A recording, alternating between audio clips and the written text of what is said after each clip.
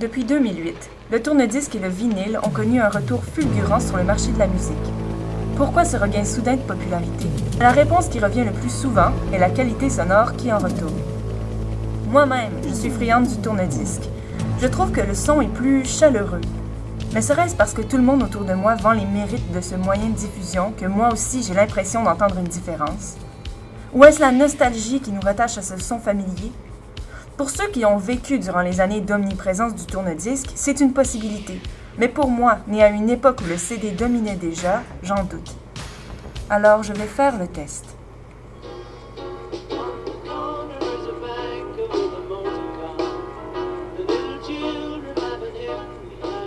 Des spécialistes du hi-fi, le high fidelity, c'est-à-dire des équipements audio de qualité supérieure, se sont prononcés sur la question. En effet, ce ne serait pas les craquements ou la nostalgie. Notre engouement serait dû au fait que les micro-sillons n'utilisent pas l'échantillonnage. Cela signifie que le son n'est pas découpé pour être numérisé.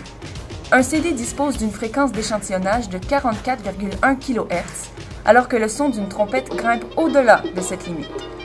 Cela engendre une perte de notes sur le spectre audio. La musique MP3 aussi voit sa fréquence en kHz diminuer, tout simplement parce qu'il faut bien gagner de l'espace quelque part. Le vinyle, sans échantillonnage, dépasse cette fréquence et permet donc de conserver tous les sons. Aussi, le CD corrige les sons qu'il ne peut lire, avec des notes médianes. Le vinyle ne modifie en rien l'enregistrement d'origine.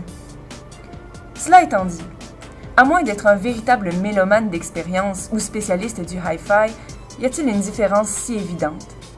Est-ce que ça vaut véritablement la peine de dépenser, d'investir dans le vinyle? Revenons-en à mon test.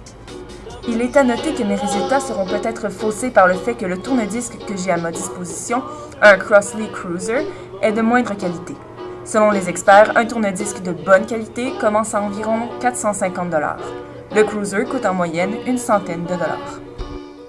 L'extrait choisi est Penny Lane des Beatles. Tout d'abord, la version vinyle.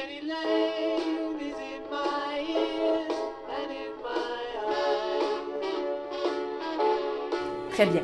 Maintenant, le même extrait, mais en version disque compact.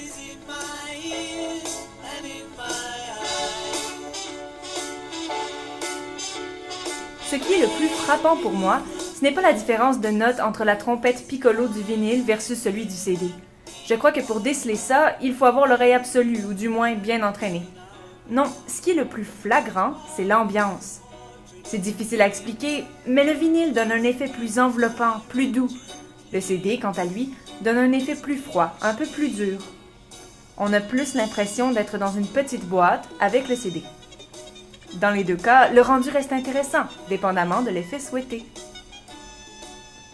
Je crois qu'en conclusion, il faut effectivement être très attentif aux détails pour déceler la différence et que la nostalgie est en partie en cause du retour du tourne-disque sur le marché.